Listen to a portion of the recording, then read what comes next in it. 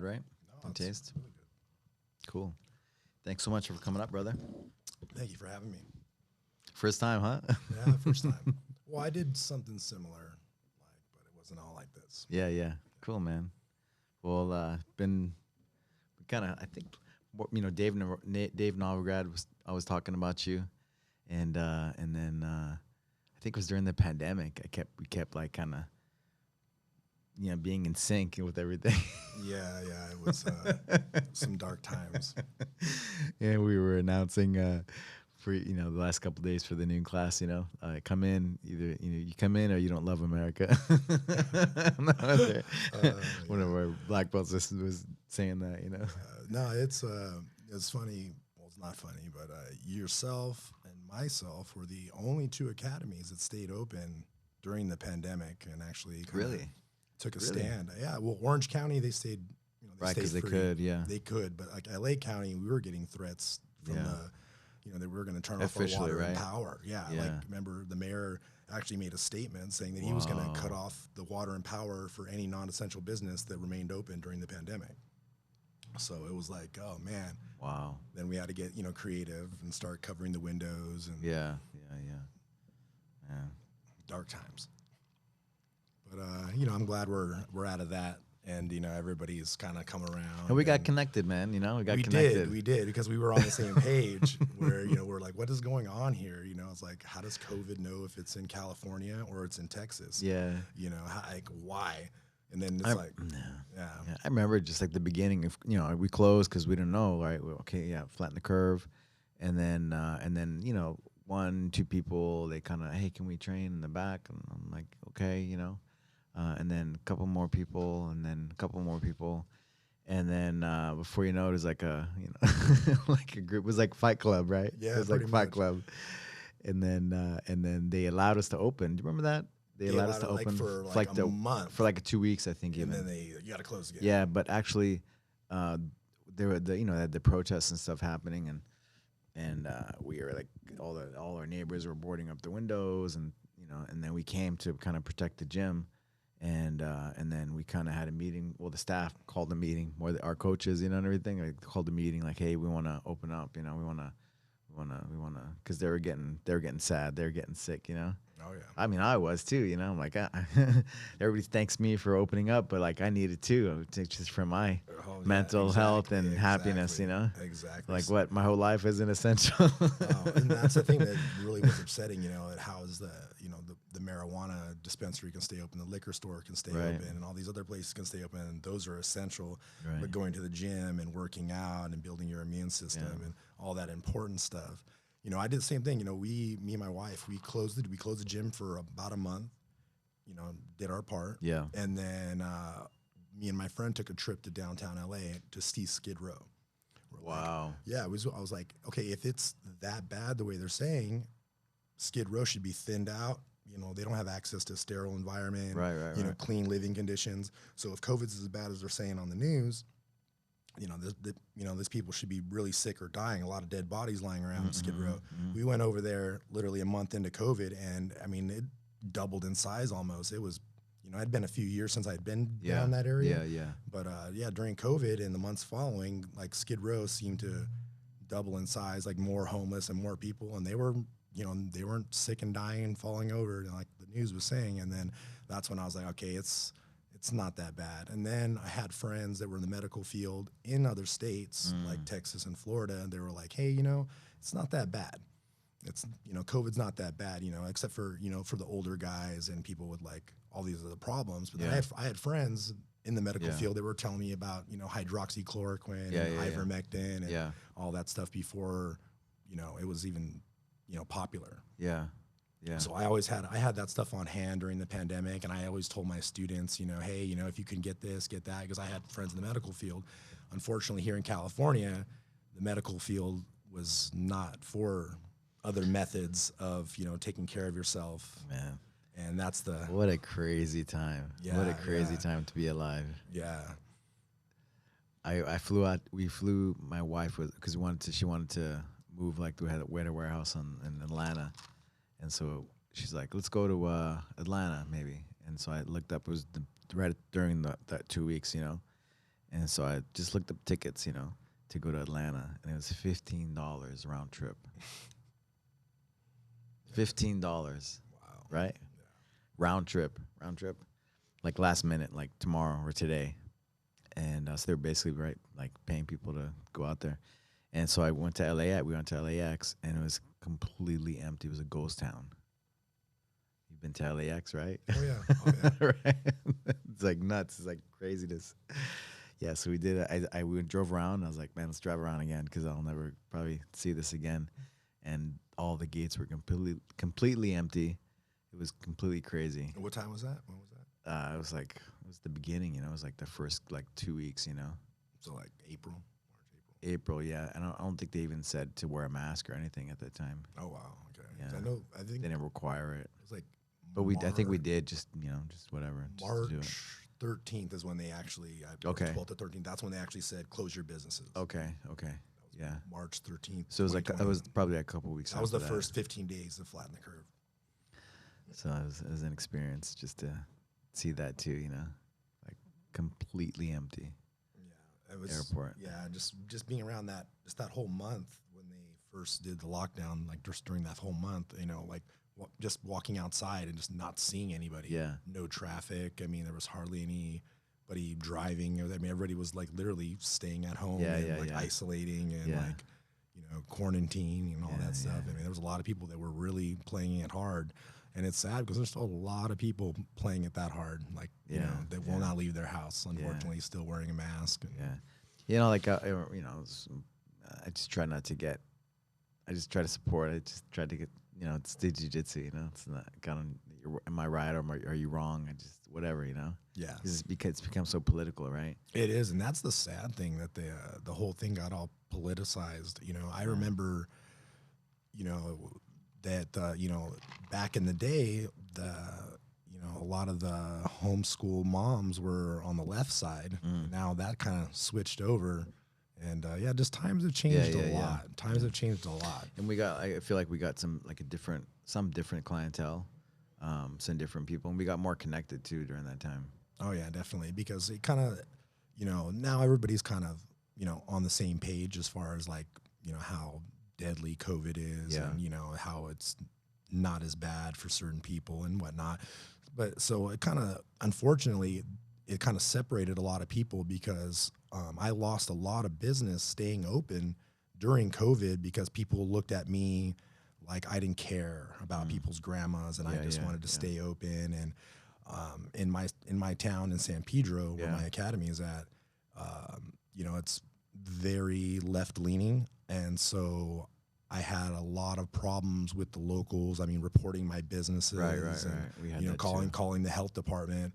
And a lot of them were former students of mine. And that was the kind of heartbreaking part. It was just like all of a sudden, just because, you know, you're not following the COVID guidelines, you're all of a sudden, you must be some right winger, you know. And all that is like, no, I'm just, you know, if you have somebody who's high risk, you know, go home, stay home. You know, I understand if you don't want to train jiu-jitsu, but if that's not your situation, don't, you know, put it down on people that do want to train, you know, because again, for the whole mental health thing. Right. I mean, during the COVID You're saying that this month is mental health month, right? Yeah. You know, it's a lot of other months. But, It's mental health awareness month too, and PTSD awareness month, and that's a huge thing. I opened my gym not just so much for my students, but it was mainly for myself because I was going crazy. Like, I need to train. I need to be on the mats. Same, I need to, you know, and I don't have to go Bojada every day, but I just need to be on the mats and be around my students and just train and vibe with everybody and just feel that energy. And that helps my mental health so much. And like, I know a lot of veterans, you know, combat veterans, been to war, and literally jiu-jitsu saved their lives. I mean, in every sense of that word. Yeah, I feel that. Even though I'm not a combat veteran, but just my mental health aware, you know, just my mental health to be good. Yeah, you don't have to be a combat veteran. Just, you know, in general, I mean, you can be, you know, you've been through. I mean, people have been through a lot of things in their lives. You know, you can have traumatic experiences without going overseas. You know, you can be in a car wreck. You know, you can have something traumatic happen to you that affects you the same way. I want to just go back in time and talk about how you got into jiu-jitsu. Okay, so Your jiu-jitsu story, all jiu-jitsu journey. Okay, so I grew up doing martial arts. Started about 6 years old. First thing I did was Taekwondo. I think everybody did Taekwondo, right? So I did Taekwondo for about 6 months, and then I found Kempo Karate. Okay. Ed Parker's Kempo Karate, and then we moved around a lot. And then I found another Kempo school, it was like the United Studios of Self-Defense. So I did that for a long time, probably like 6 years. Okay. And then about 13 and a half, 14 years old, I got into jiu-jitsu. When I was 13 years old, my uncle had brought over, he was watching me and my sister one day, and he brought over all these old VHS tapes of Hoist Gracie and the UFC. And at the time, I was still doing Kung Fu and Kempo and like striking arts. And I was... Did you grow up in San Pedro? No, I actually grew up in Orange County. Orange County. Orange County. I grew up in Orange County, Westminster, where my family's from, my dad's side of the family. And then I moved to Torrance and Redondo Beach area right around 5th grade, 6th grade. And I was still practicing Kempo. And then the Machados, they moved, I think it was 97, they moved right across the street from the apartment complex I lived on, 190th and Hawthorne Boulevard. There was this big 2-story McDonald's there, and then the Machados like moved in right there. And they were just, you know, I was like, oh, wow, look at that. And I saw their logo, RCJ Machado Jiu-Jitsu, and I went and I checked it out. And I was like, man, I got a jiu-jitsu spot right here I can go train at. And I told my mom about it. So right before they had moved there, maybe 6 months before they had moved in, I was talking about my uncle. He did striking martial arts and kickboxing, and he had brought over these VHS tapes of the first like 4 UFCs. And he had showed me like Hoist Gracie. He's like, you got to learn jiu-jitsu. You got to learn how to grapple. And I'm watching Hoist Gracie, the smallest guy in there, just taking down all these dudes. And I'm like, oh my God, Mom, I got to learn jiu-jitsu. And my mom was like, oh, okay, but you know, jiu-jitsu is like way more expensive. And I got lucky. I was one of the first, you know, like as they were still building out their academy. I think they're in 97. Like a founding member? Yeah, kind of thing. So I got, you know, I got a really sweet deal on the tuition. I lived right across the street there. And so I was training there from like the end of 97 to probably 2001. And wow. So I was there, and then during the same time too, I also started doing right around the same time as I started doing Brazilian Jiu-Jitsu, I started training in judo. Oh, okay. So I started training in judo right around the same time, and I grew up doing both those sports, and I'm heavily influenced by both of them. I've had the same judo sensei the whole time since. You know, looking back at it, what made you like fall in love with jiu-jitsu and judo and just the grappling? How effective it was when I watched the UFC. And I think that was pretty much everybody during that time was like, you know, Hoist Gracie and watching Hickson fight. And I was like, oh man, that's it right there. You know, jiu-jitsu has changed a lot since then as far as, you know, like the sport and everything has gone. But for the most part, I think everybody during that time was motivated to train and do jiu-jitsu by those, you know, Henzo and Hoist and Hickson. The effectiveness of how it worked. And just how effective it was. I mean, watching them just take down all these guys, you know, especially, you know, if you grew up doing Kempo and Kung Fu and all these striking, kind of get your heart broken, like watching Hoist Gracie just beat all these guys. Oh, man. Yeah, so, you know, I started training, I would say it was 2001. I met Pedro Elias, Master Kaiki, his son. He actually moved from West Torrance to Torrance High School, where I went to high school. And my last year of high school, I started to train with them. I wrestled all through high school, did judo, and then we moved from Torrance off 190th, that Redondo Beach location where the Machados had moved. Yeah. We'd moved from there to Harbor City. And I was closer to the judo club I was training at, but I was further away from jiu-jitsu, so it was a lot further to commute for a high school kid. My mom worked nights, so there was nobody to take me. So I was only training like once or twice a week. And then Kaiki opened up his own academy.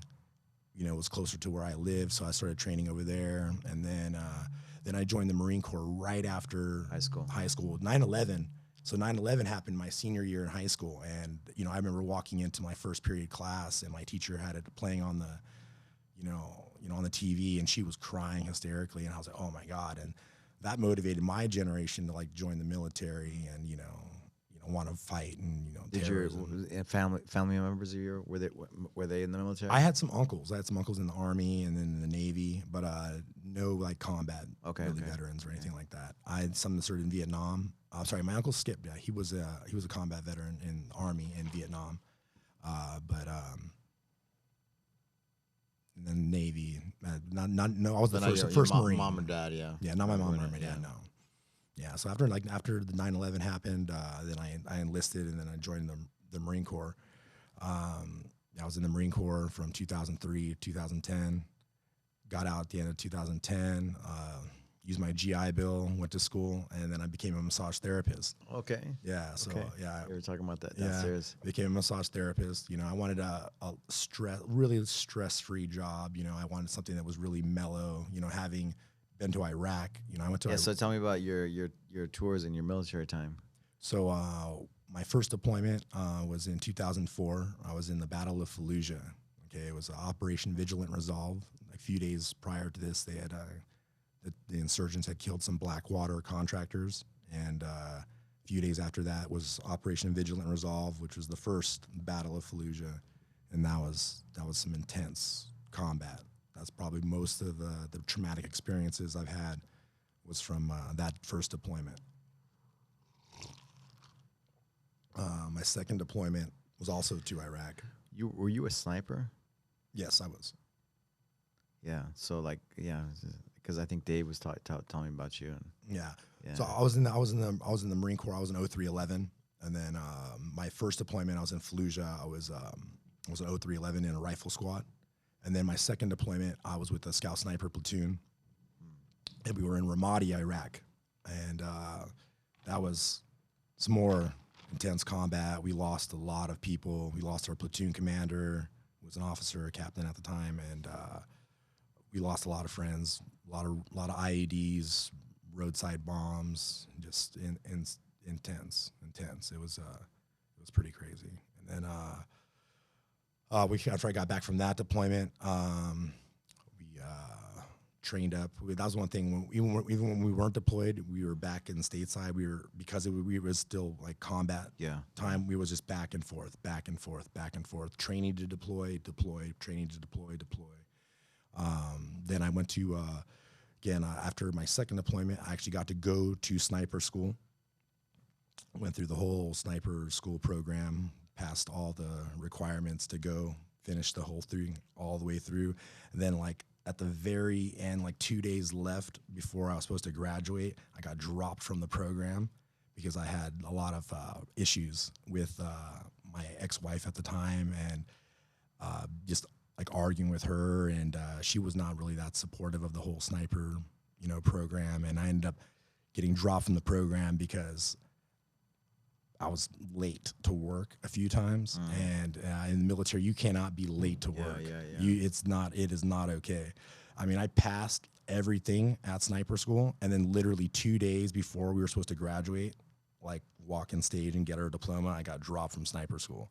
It was like the saddest thing ever, All my teammates and everything like that, they all consider me a sniper, and they're like, you put in your time, you put in your work, you went through sniper school and passed everything. But yeah, that thing right there was a heartbreaker for me to get to that point and then not get the MOS. It was sad. I knew a lot of guys that were in the same boat, but they not the same boat, but I had guys that went through sniper school, but they failed things, like you didn't pass stalking, or you didn't pass marksmanship, or you didn't How'd you get into that? I guess that, like, I guess I don't understand. Like, you were deployed in Iraq, right? Mm-hmm. Like, how did they choose what you did, or how did that happen? When you're in the Marine Corps, once you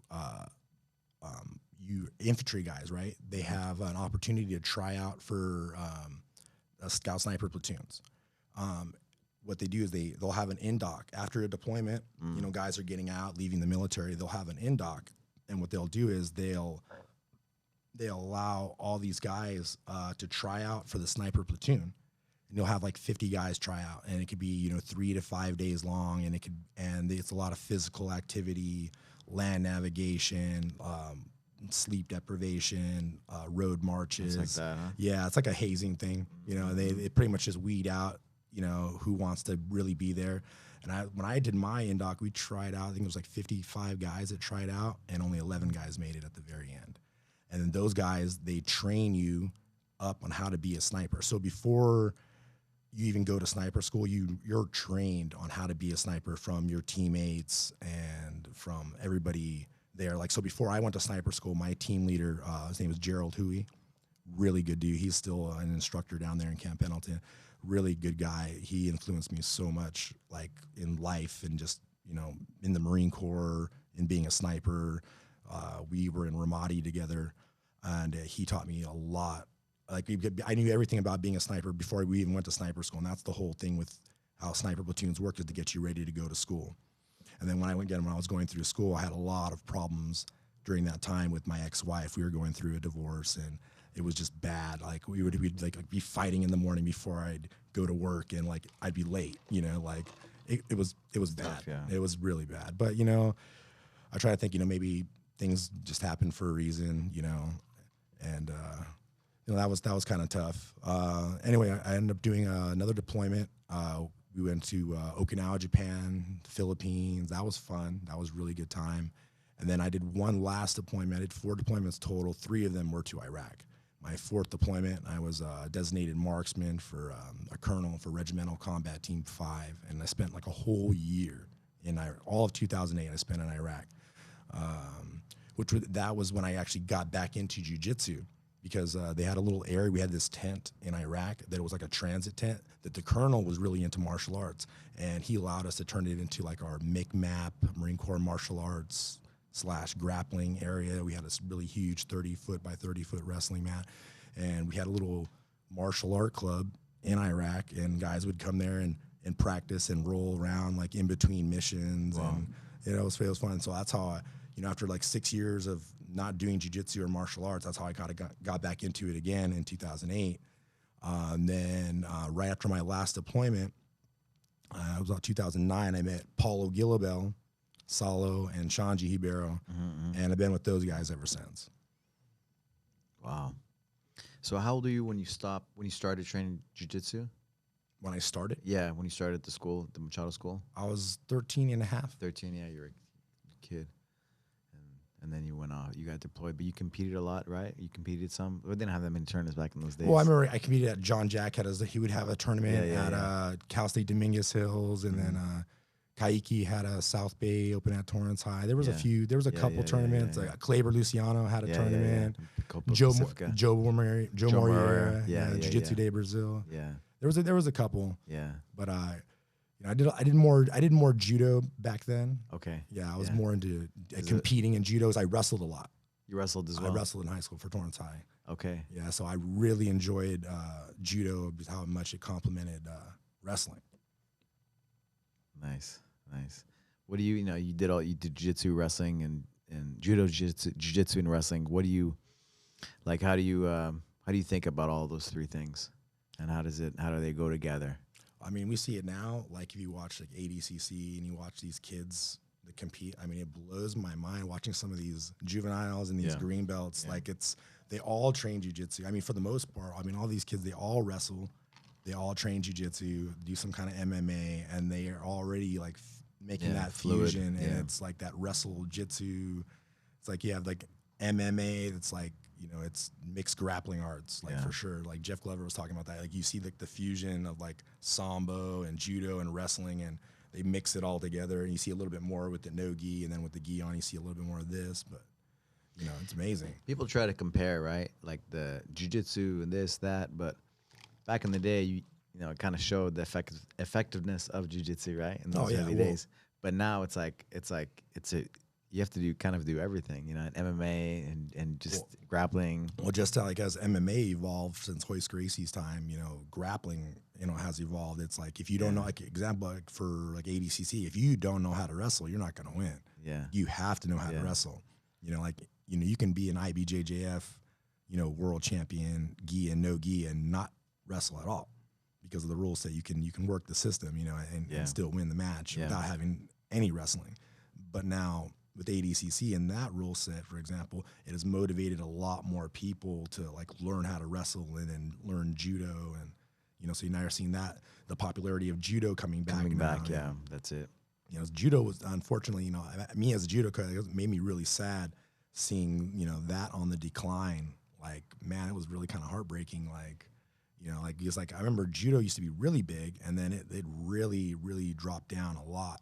And then during COVID, yeah. because of most of the judo clubs were part of like recreation, like recs, or they were part of like Japanese community centers or some kind of community center. It wasn't like a business.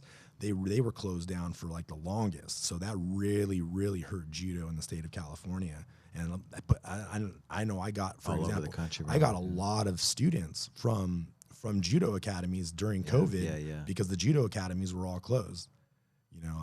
Like Arash, right? Yeah, yeah, Arash, yeah. I love big Arash. Yeah, I love that guy. Love that guy. He's over there now in Six Blades over there in Lake Travis. Austin. Yeah, good dude. But yeah, he's a perfect example of a lot of judo guys that ended up cross training and going over to jiu-jitsu. He probably came here around that time, right? Yeah. So going back to your tours and stuff, when did you know it was gonna be you're gonna finish, or you wanted to maybe go back to get out? Well, after my last deployment, that's when I started having a lot of PTSD. I guess I always had it after my first deployment, but it wasn't until after my last deployment. What kind of things did you get? Just nightmares, a lot of anxiety, depression. You wake up in the middle of the night? Yeah, I'd wake up in the middle of the night like swinging, like cold sweats. It was fucking bad. What did you think about? What did you imagine?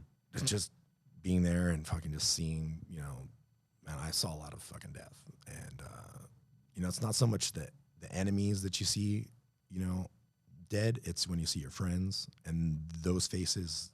That kind of fucks you up, and seeing those faces and seeing those bodies being carried out, and just seeing your friends get, even the ones that are alive, but seeing them like after an IED and seeing their leg blown off or seeing their arm blown off or half their face. I mean, those are the image. Like again, like the people that like were killed, like the enemies that, I don't miss any nights of sleep over those guys, but seeing my friends get hurt and those ones that got killed, those are the faces that I see now.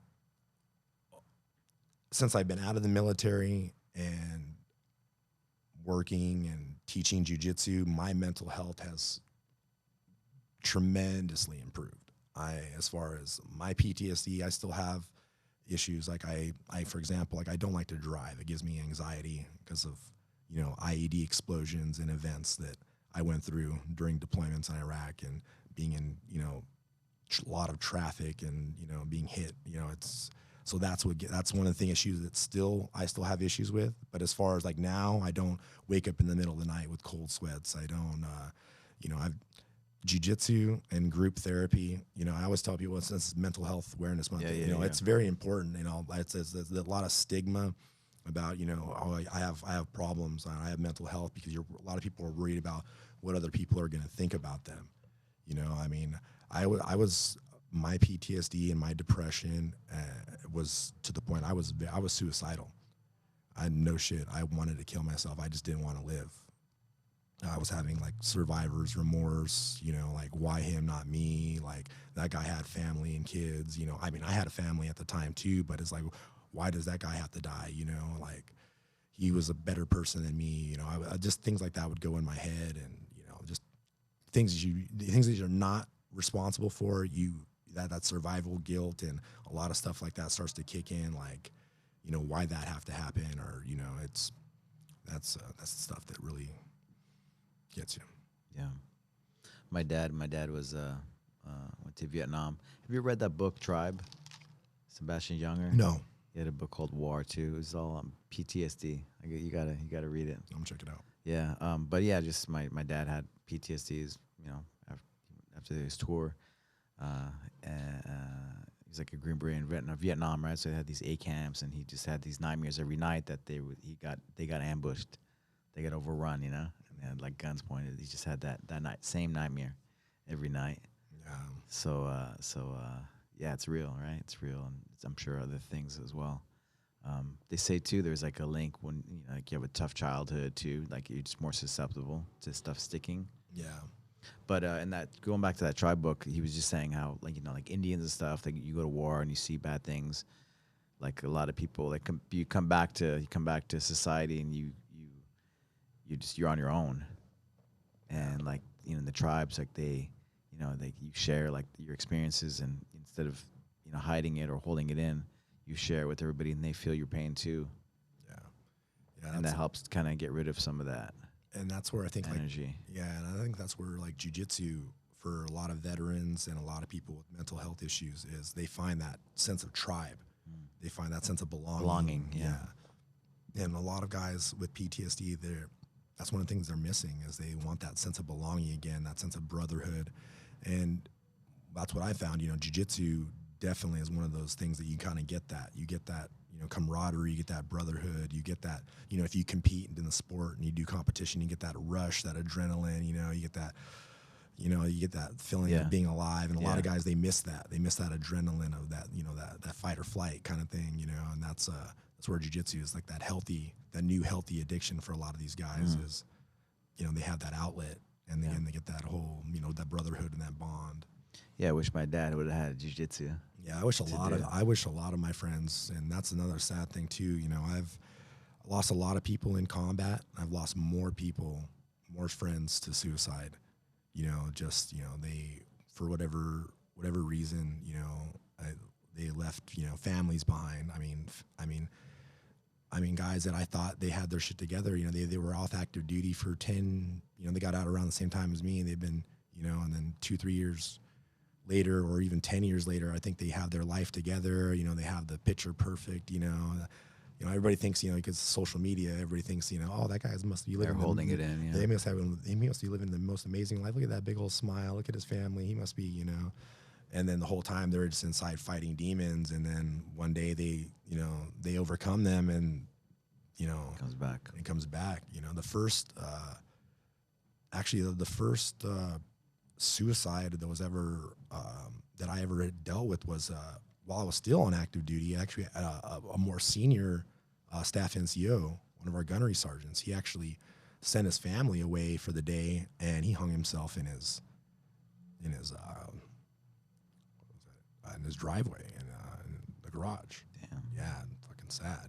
That was the first person that I knew of that hung himself, and his whole thing was he had the survivor guilt because that he sent one of the Marines out to combat, or he sent him out on a patrol. He sent this Marine out on a patrol, and it was like one of his last patrols before he was about to go home, and that Marine ended up dying. That Marine ended up getting killed, and because of that, he felt tremendous guilt because of that Marine he was close to, and that just sat in his head for a really long time. And then we had returned home from that deployment, and a few months after that, he had hung himself. And that was the first. And then obviously it wasn't the last, but most of the other ones were after they had already gotten out of active duty, not while they were still in. You know, just a couple years later, you know, becoming, you know, heavily addicted to drugs, alcohol. Like my dad, yeah.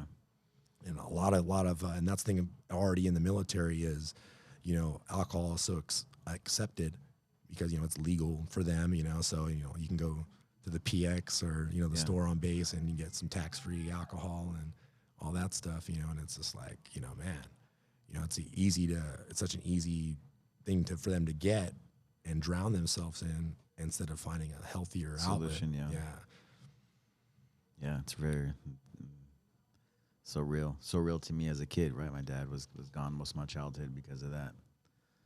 And I wish he would have had jiu-jitsu or something like that, you know, back in his day. Yeah, I wish I would have, you know, I wish I could have like kind of kept going with jiu-jitsu throughout my Marine Corps. But, you know, at that time, I know a lot of people that are in the military now on active duty, but because the op tempo is not like it used to be, you know, they have time to actually go and train jiu-jitsu while they're still on active duty. Well, there wasn't really that much time when I was in, because we were deploying. When we were home, we were in the field training to deploy, and we'd be in the field till 6 o'clock at night, you know, and then you come back, you want to shower, you know, you didn't even want to go train after that. Yeah. Well, I mean, because there's some jobs in the military that are more physically demanding than others, like especially in the infantry and combat jobs, you know, there's a lot more physically demanding than, you know, you guys that are, you know, pushing paperwork, for example, or behind a desk. You know, I mean, we still need those guys, you know, bless their heart, you know, but teamwork makes the dream work. Amen. Yeah, man. Yeah, like just talking about just that we live in this big old city with 10 million people. but like everybody's on their phones and they're disconnected, right, from each other. But jiu-jitsu, like, it made me realize, like, reading that book, that tribe book, just why do people want to go back to combat? You know, they're like, they see their friends get blown up and just bad stuff happening. They want to go back. It's because of the connection of being, you know, bunks or whatever, being together with other people, their brothers, you know, Yeah. in combat. And we, you know, we're here safe and everything else, but we're not, we're disconnected. We're disconnected. It made me realize, like, what I do with jiu-jitsu, what that is, you know. And it's like that place to belong, right? The community, Yep. place to be yourself, right? To challenge yourself, right? Get good at something. Yeah. You know, it's you know, I was telling people it's okay to start over and, you know, suck at something new. You know, I always tell people, like, you know, with adults, you know, they're so, you know, the ego, right, is like the biggest thing that holds people back from, and especially it's adults. Kids don't really have that yet, you know, but adults, you know, that's the biggest thing that adheres their ability to, like, walk in that door to sign up for jiu-jitsu, or, you know, to commit to, you know, because there's something new and they're, you know, they're scared, or they have an ego, like, I don't want to get, you know, tapped out by some little guy, or, you know, whatever the reason is. You know, that's what, you know, that's something that it's hard for men in general. Yeah. You know, because once you can get past that, I mean, learning jiu-jitsu is just going to be so much easier for you if you can just let go of that. Oh, it's okay to get beat up. It's okay to suck at something, you know, new, and start all over. You know, people are like, you know, like, especially like you get that with like people that played other sports like baseball and like soccer dads and stuff like that. You know, it's so easy for them to keep their kids in those sports because that's something that they're comfortable with, and that's something that they know, you know, that they know how to do. Like for me, example, my school, like baseball and soccer are like the #1 like competitors for me. I always tell people my competition is not other jiu-jitsu academies. The more jiu-jitsu academies that are out there, the more people are doing jiu-jitsu. You know, if you're training jiu-jitsu, I love you, you know, but my competition is other sports.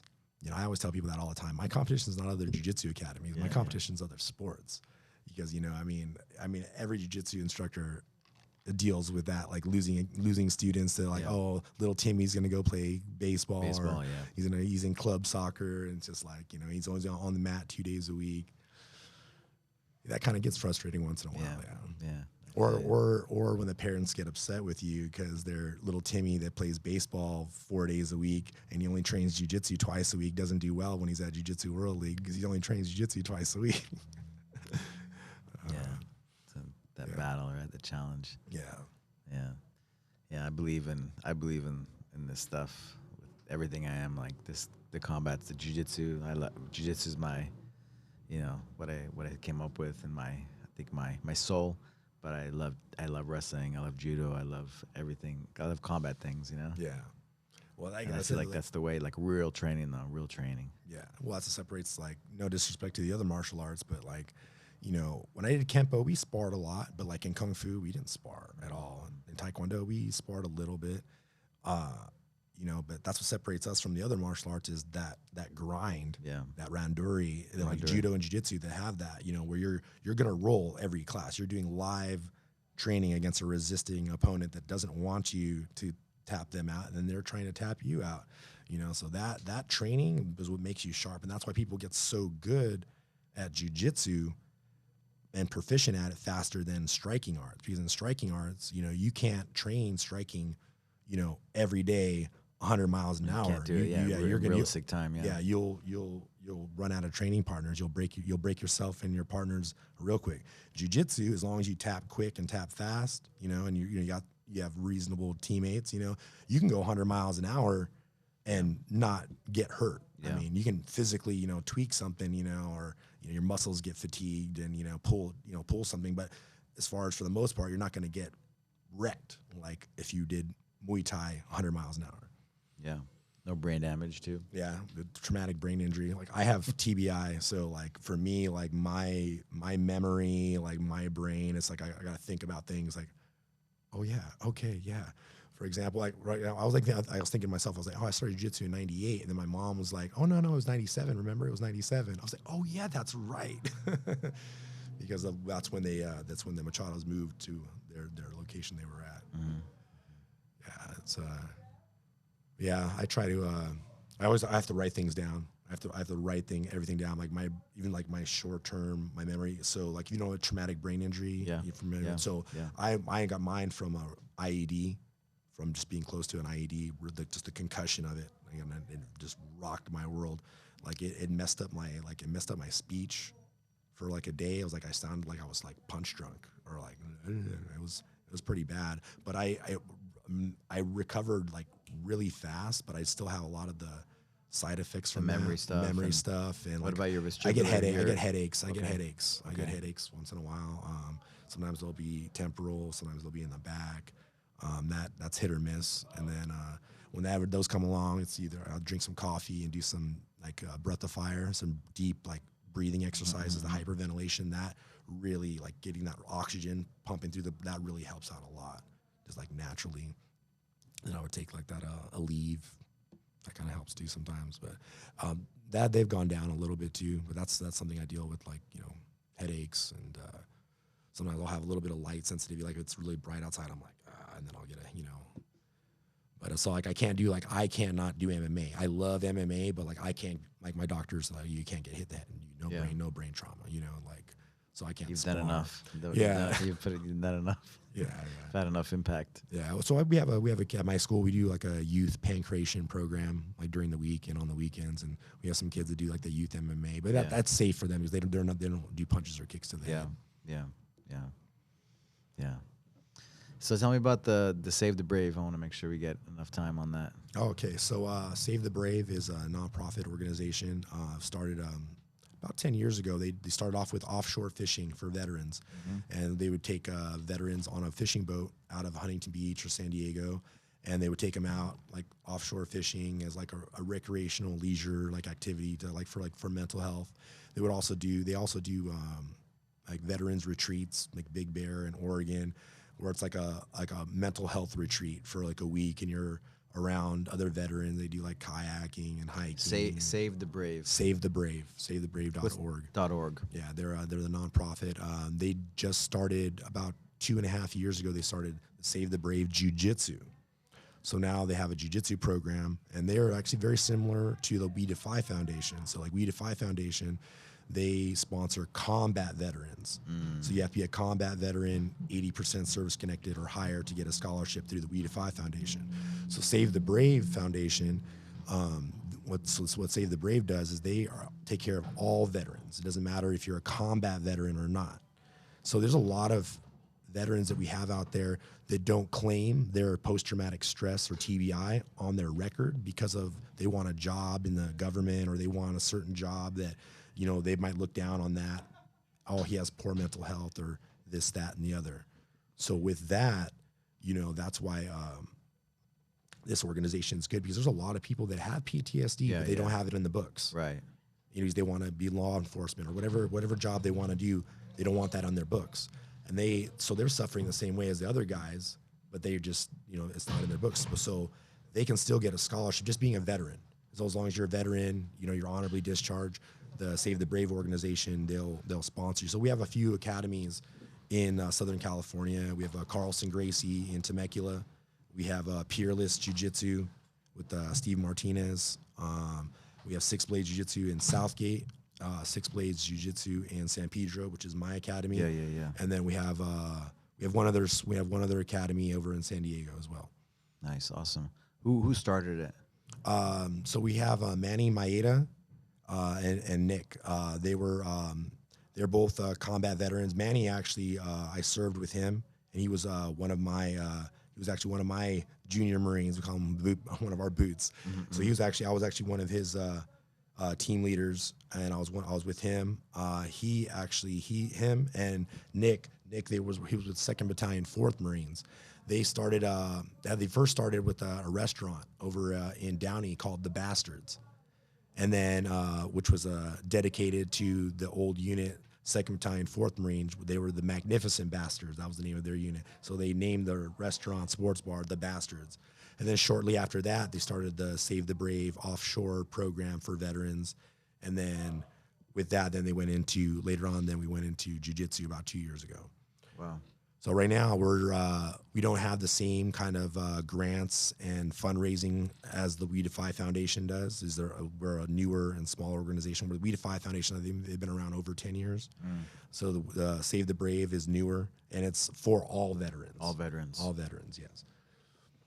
So you told me that's important, right? Because like maybe they're ashamed or they don't want to not get a job because of. Yeah, and anybody that served in the military had some kind of stress. Maybe it doesn't have to be combat, but I mean it's a stressful job regardless.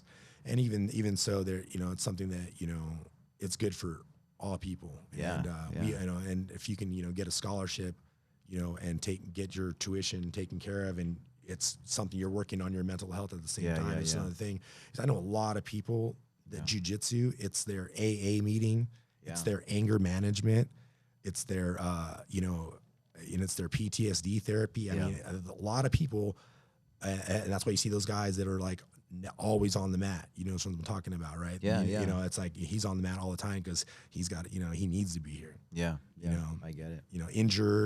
Injured or not, he's going to be there like on the side watching class. I mean, they're gonna be here and they need it. It's powerful, real work, man. It's just with my dad. Like he was in AA. He found AA, and that helped him. I think helped him keep him sober. Like him serving, him helping others.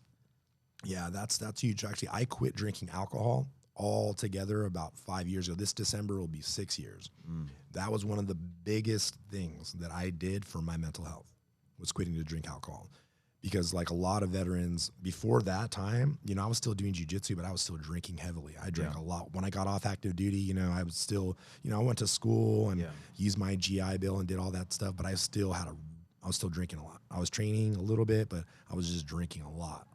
And then I worked, I was a chiropractor's assistant for a while. I'd go to work, go home, drink, or go to work, go train, then go home and drink. It wasn't until like I started teaching and having my own academy, and then I had a son. He's 7 now. About a year. Thank you. Yeah, a year after he was born, I was like, okay, I'm gonna stop drinking.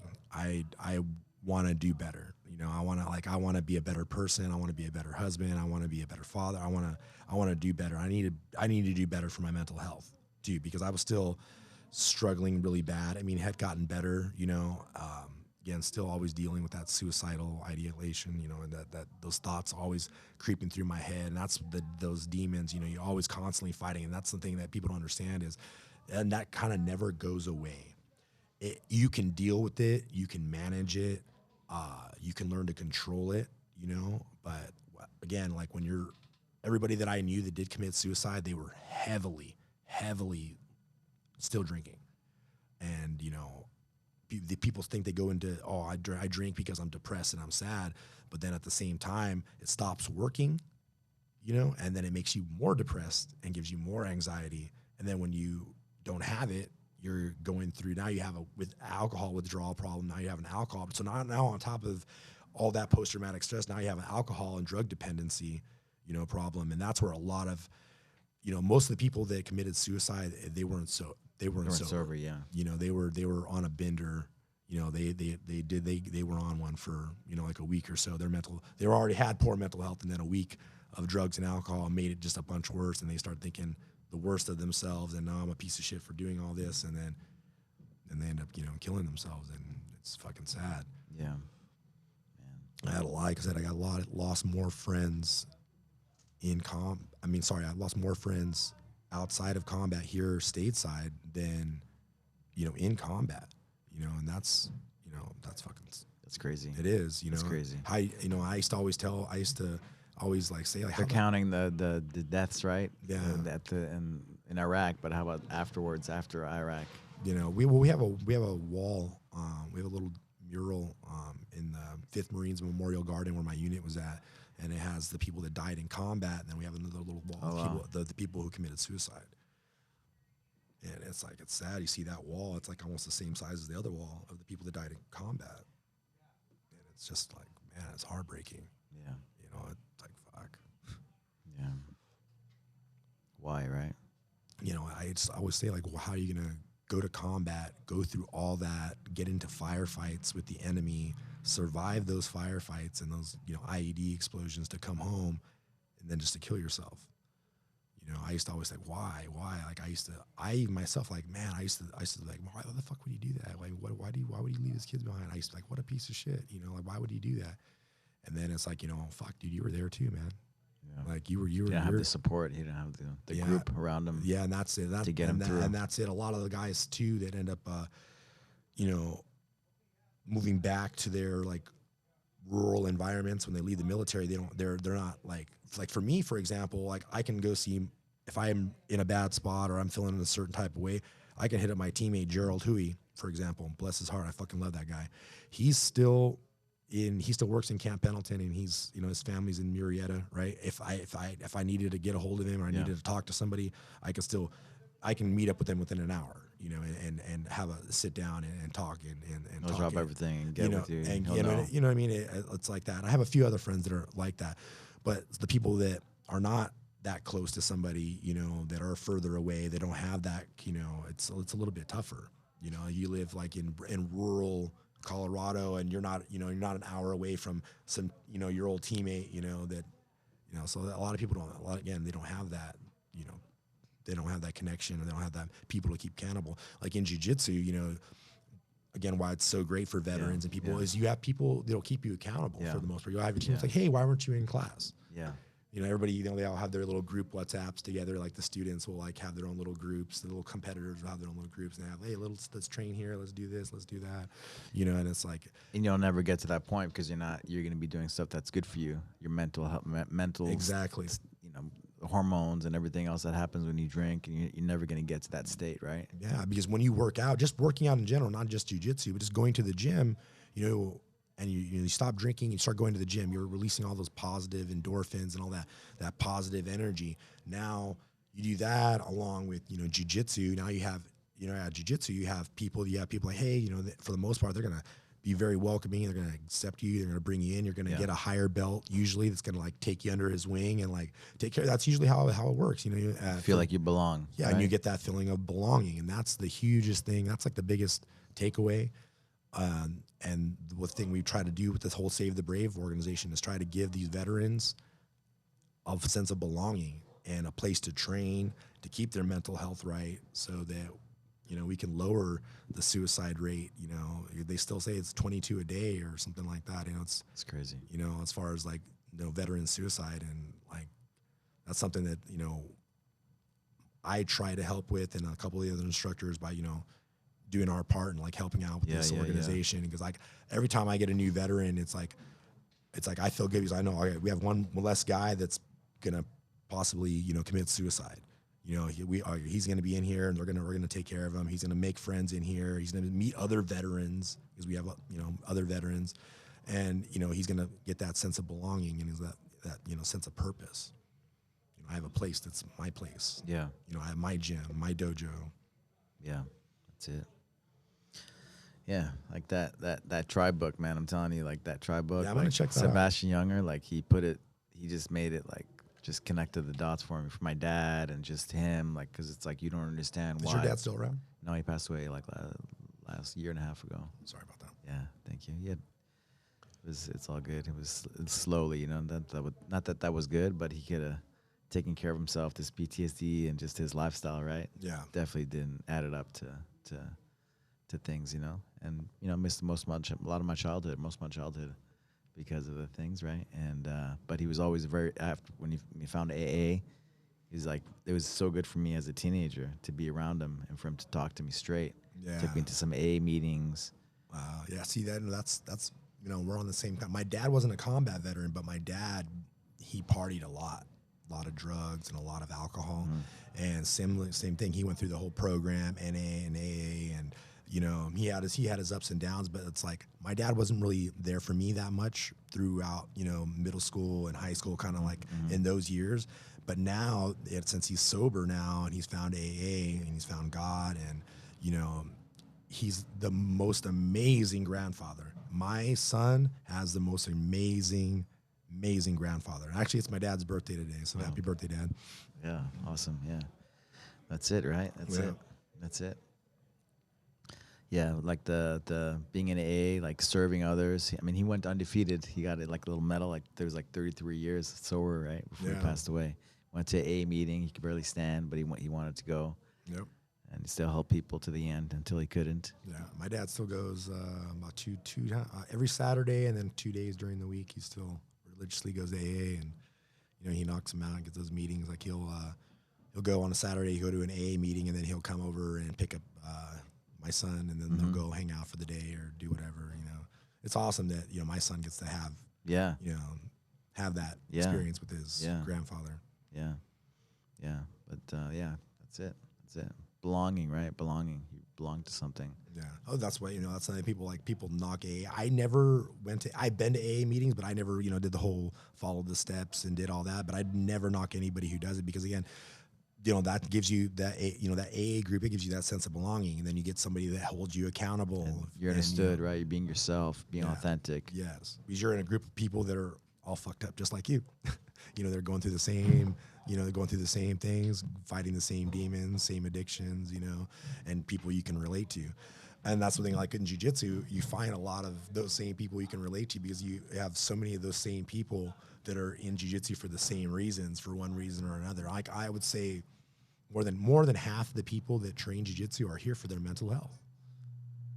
And even if they're not, It ends up being, yeah. they will be. It turns into a great outlet, for those people that have, they don't know they need it until they, oh shit, I really need this right now. It's a tool. I right? need to go train. It's a tool for us to live our best life. Yes, absolutely. Yeah.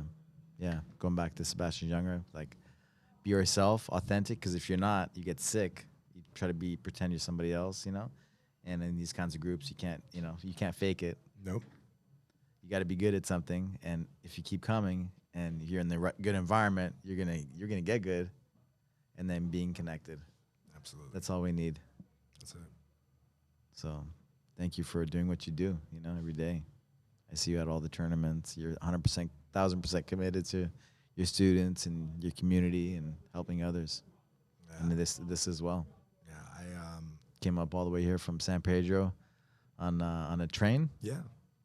Like I said, I don't like to drive. So people are like, man, how do you get around? I was like, man, I just look at my app and I'm like, how do I get to here and what's the shortest route? And I'm there, and I just plan ahead of time. It's stress free. I like being able to just be on a train and get a lot of work done on my computer when I'm traveling, and it's stress free. Yeah. How do you what do you recommend for somebody? How should they start jiu-jitsu? How should they, if they're looking like a veteran, for example? Well, sometimes I just recommend Google search your nearest jiu-jitsu academy. It doesn't have to be necessarily like the Save the Brave or a We Defy Foundation Academy, because sometimes there's not going to be one around you, or there's not going to be an affiliate gym around you that's within a reasonable driving distance. And most gyms, generally speaking, they do special discounts for veterans and like law enforcement and for Leos and firefighters and first responders. So you're going to be able to, you don't have to necessarily, have a Save the Brave or We Defy Foundation. I recommend just finding an academy and just get in there and talk to the front desk and just get started. That's the best thing you can do, is just walk in the front door. Don't be shy. Don't let that ego. Just start, but also see like the environment, right? Make sure it's the right place for you. Yeah, because you don't want to, you don't want to be in a place that doesn't fit you. Maybe the crowd's not your crowd, or maybe the instructor is not. You don't think you're going to vibe with them. And you can check out other gyms. Don't walk into one gym and just see, oh, okay. Just walk into a place, check out a class. Walk into a place, check out a class. And make sure they have a fundamental program for beginners. A lot of schools, they focus purely on the sport of jiu-jitsu, which is beautiful and we both love. I see you at all the tournaments as well. You are an amazing professor, and you're very dedicated to your students. I love seeing you, and your daughter's a savage. I mean, man, you're an amazing professor. I was joking. I wasn't joking around. I was like, seeing what you've accomplished over the years in this place here is, I want to be like you when I grow up. I'm doing the same thing, right? Step by step. Yeah, slowly but surely. Yeah. I want to go back to your massage therapy, because that's interesting. The fact that you did that, you know, that you chose to do that? Because I've kind of gone on that rabbit hole of recovery and those kinds of things. We have we have Revive, that recovery center, but I became like a stretch therapist, you know, as well.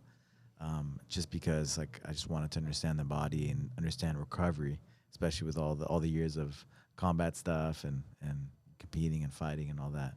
Absolutely, yeah. So so in our gym, I actually made a little wellness station. Got all the electric stim, cryotherapy, massage, muscle scraping. Mm-hmm. We do all that. We do all that stuff there too. Rest and I therapy. got it's really one thing when I got out of the military, I was I had PTSD and I was like, I need to get a job.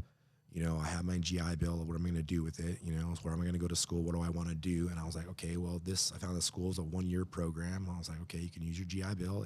They pay your school. They give you a housing allowance, so you don't have to worry about working while you're in school. So I was like, okay. And I found massage therapy, and I was like, okay, well, this seems really cool. I can go be a chiropractor. So I didn't want to work in a spa, but I was like, I won't work for a chiropractor, do sports, and work on athletes. I was like, oh, that sounds really cool. And at the same time, I was still doing jiu-jitsu, and I was like, man, these go hand in hand. Yeah. Like the body and just, learning, the muscles and the anatomy, physiology, and all that stuff. And it was just like, and it kind of gave me a better understanding of the body and jiu-jitsu in general too. So that kind of helped me out too. And then with my own recovery and my own like taking care of my body and using the tools and like doing my own neck traction, because like over the years, like my neck's really bad. Like I have no space between my C5 and C6, so there's like no disc in there anymore. So like I do traction and like neck exercises and nerve gliding and flossing like religiously to keep up with myself. Yeah. And it's taught me a lot about taking care of myself, which is great, because we're gonna get banged up doing jiu-jitsu. Yeah, for sure. Yeah, we do like with the assisted stretching, like it's all about like we do a lot of traction, right? But sometimes compression, depending on what the person needs, depending on what they need. But so we're working for a chiropractor. I worked for a chiropractor for about 5 years before I opened my academy.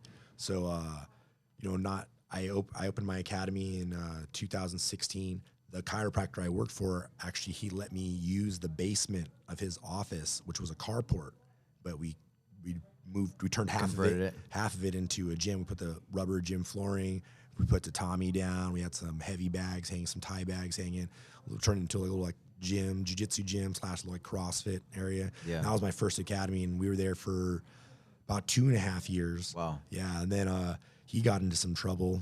And the chiropractor? Yeah, and then he ended up having to sell the building to pay for his bills, his legal bills, and so he ended up selling his building. So the guy that bought the building did not want that carport to be used. Didn't want the carport to be used for jiu-jitsu. He wanted to make it full parking, and so then I was like, oh my God, where am I gonna go? Literally, I was like about to tell my students, like, oh man, we're not gonna, I couldn't find a place. And then luckily, one of my students, his father bought a building. His family had bought a building literally 1 block up from where my academy was already at. Wow. Where I'm at now. And he gave me a really great deal on the rent. He just told me I had to do everything myself, as far as like the construction, the demo. He's like, here you go. I give you a really sweet deal. You just got to do all. So it's taken me and my wife and a couple of my senior students. We've been working on the academy slowly but surely over the year, just to, doing everything myself. What a story, huh? Yeah. It's amazing. Yeah. And so we've been there, and then we were there for a year. We had almost 200 students, and then COVID happened. And then, again, going back to, I fucking hate politics, but going back to that, where I was at in San Pedro, very left-leaning town.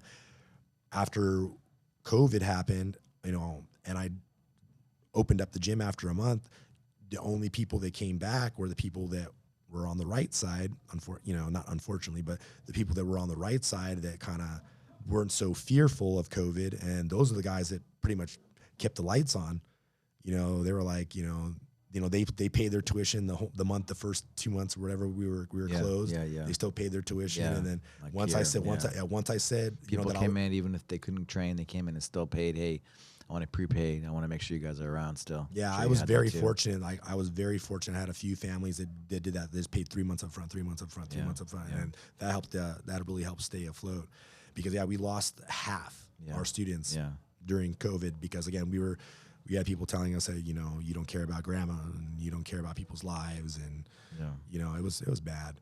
So we're been slowly building back up now. I think we're about 140 students now. It's been rough over the last few Yeah, years. It it's goes like a up and grind, down, right? up Yeah. and down, Yeah. up and down. Every time there's a new pandemic, we lose 20 students. Or there's a new strain, we lose 20 or 40 students. And again, it come back and forth. And yeah, I actually had to, because I got to the point where I was getting so frustrated with these people and the whole COVID thing. I would go on rants and just talk shit on social media, just go on it. And then I was like, you know what, that's not good for business. It's not good for business, you know, because so I actually paid somebody. I actually paid somebody now to run my social media. So I'm not even, you know, so I don't. There's no, you know, Six Blades Jiu-Jitsu San Pedro. It's purely just Jiu-Jitsu, and you know, you look on that social media, and that, you know, you're not going to see anything crazy. Yeah. Then you go to my personal page, and I'm talking shit about, you know, vax mandates and masks, and you know, but I try to keep it separate as much as I can. You know, I always, you know, I wish I would have done that a lot sooner, because you know, it would have been, you know, I love people. I love jiu-jitsu. I love this type of lifestyle, this training, and I just want people to do it. You know, I don't care about nothing else. You know, I love everybody. You know, just train jiu-jitsu, and the world will be a better place, right? That's it. Honestly, if more people just, you know, train jiu-jitsu, the world would be a better place. Yeah. You know, like I have so many friends that I've met through jiu-jitsu. You know, I can go anywhere in the world and have a place to stay. You know, I've met, you know, and I have friends of all walks of life to this day, you know, and I'm still very good friends with. I have, you know, the most amazing people in my life, from, you know, every religious, political, you know, affiliation, you know, and some of us were able to stay friends and still be friends, and we're, you know, mature adults, you know. That's it. That's it. You know, That's it. Yeah. you know, and that was the thing though, because of jiu-jitsu. Yeah. That's it. You know, because of jiu-jitsu, Yeah. you know, that, you know, despite what you think or what you believe and what you think, jiu-jitsu unites people. You know, it brings everybody laugh together. at each other. And, you know, talk shit to each other.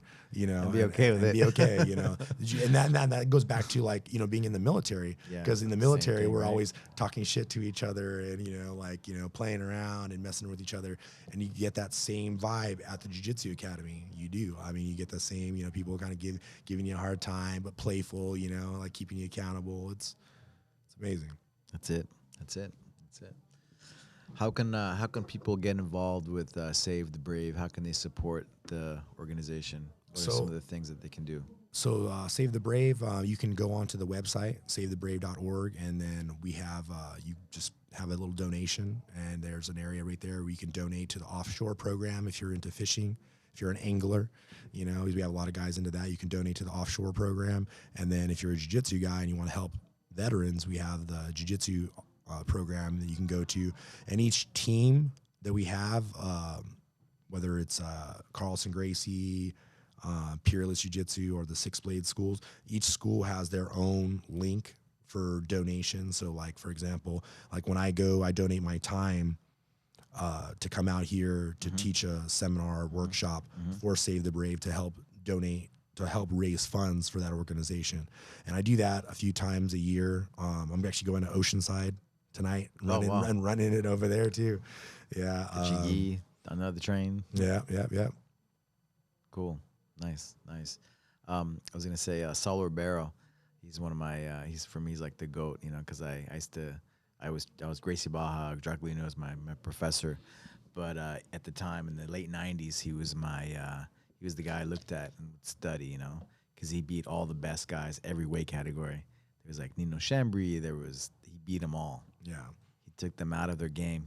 He was the first guy to use, like, you know, strategy and tactics, you know, in jiu-jitsu. Yeah, Salo was one of my, when I started jiu-jitsu, even when I was at the Machados, my two biggest people that I looked at were Hickson and Solo. Solo.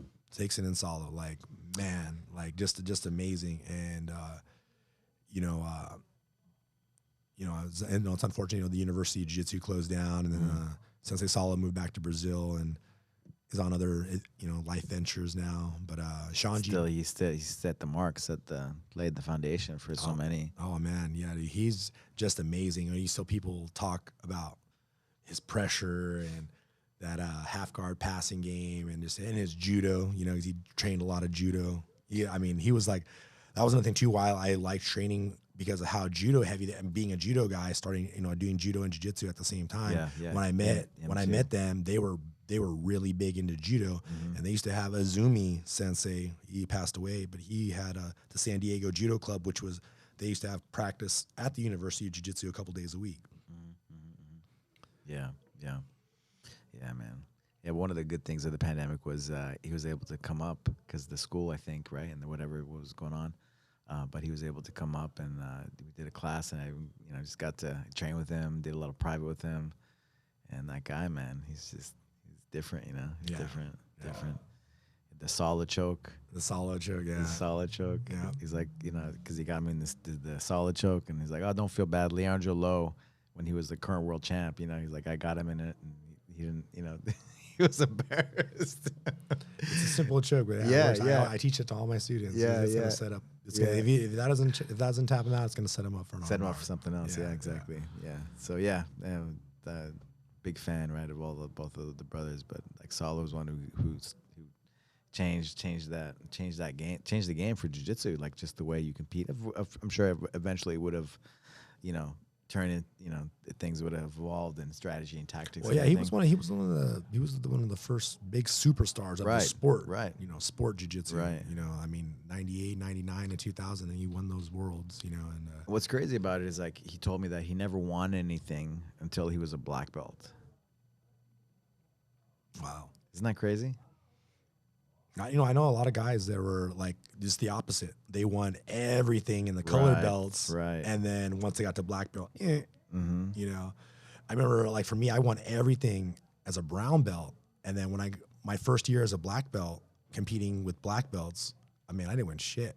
Like, it was just like a whole nother level. Just starting off as a master black belt. So I got my black belt when I was like 33 or something. Starting off as a master black belt, like, you're going to go against people that have been black belts for, 9, 10, 12 years. So their level and the understanding of jiu-jitsu is just going to be on a whole nother level. Yeah. And then it takes a while to get up to, because, at black belt, even the worst guy is good. It's not so much like that for the color belts. Yeah. You know what I mean? Like, it's when it takes a lot to get to black belt. You have to know something. You know what I mean? Yeah, for sure. Yeah. The years 98, 99, 2000. To like 2000, about that. Those years, he was like unbeatable. Yeah. And then Shanji came shortly after that. He won finished the open weights for him. The absolutes, to finish the absolutes. Shout out to both of the brothers. Yeah, I love those guys now. So now Shanji took over that association. Okay. Yeah. So we still have there's still a couple Ribeiro schools in Brazil. Okay. But there's not the association anymore. So now it's just the Six Blades Jiu-Jitsu Association, and the headquarters is in Austin. Cool. With Shanji Ribeiro, yeah. Hell yeah. Well, thank you, brother. Thank you for all the work you've been doing and continue to do every day. Thank you for coming up. I'm excited to have this charity workshop class for Save the Brave. And let's keep it going. Yeah, brother. Thank you. How can people find you? Six Blades Jiu-Jitsu San Pedro, and Six Blades Jiu-Jitsu on Facebook. Thank you, brother. Thank you. Thank you.